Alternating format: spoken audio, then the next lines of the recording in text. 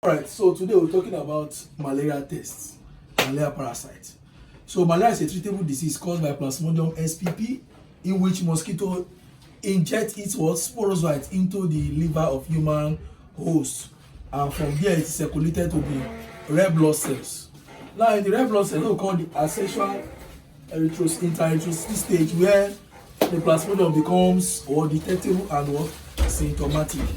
Now today we're looking at malaria parasite test, how to diagnose malaria parasite. We have two techniques. We have the qualitative and quantitative.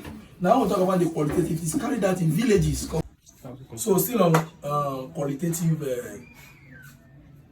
screening for malaria parasite test. Qualitative test is carried out in villages or communities where they don't have access to lights and infrastructures or equipment. So they make use of rapid diagnostic tests, where we carry out rapid test on malaria or samples. It will only indicate the presence or absence of malaria, but it will not indicate how or the content or the amount of infected red blood cells. While the quantitative can easily count the number of infected red blood cells using the microscope. That's for the quantitative.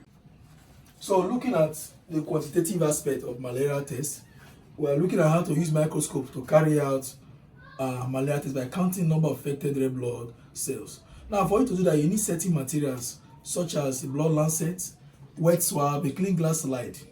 Then you also need oil emulsion. The reagent that can be used, you can use either GIMSA, you can use Fiste A and B.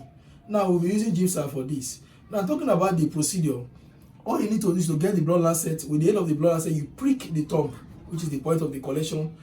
Then you add pressure by pressing the top so that blood can come out. Then you make 1 or 2 drops of blood on a clean glass slide, of which you allow it to air dry for some time. Then after which you add GIMSA stain and leave for 10 minutes.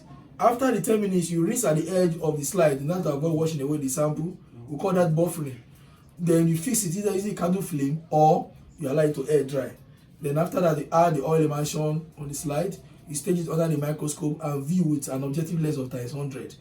Then in order for you to be able to rate the malaria in terms of 1+, 2+, or 3+, you count the number of affected red blood cells in the microscope. Now, for example, if you are viewing a field and you see about 1 to 2 or 1 to 3 number of infected red blood cells, and you have viewed about 10 to 25 field, you can come to the conclusion and say that that particular malaria parasite is 1+, which is counting, and that one is normal because it does not affect PCV, it does not reduce PCV to say. But if you're having about 5 to 10 infected red blood cells in a field and you have gone to about 10 to 25 field, you can conclude and say that this is 2+, which is infectious rather.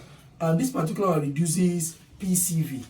Then if it is numerous, we have more infected cells than normal red blood cells, we can say it is 3+. And there are some cases whereby you come across merocytes and schizoids in the microscope. You see them under the microscope. Now, how do these malaria infected red blood cells look like? They look like ruptured red blood cells, like that of the sickle shape or that of the earpiece or B-shaped.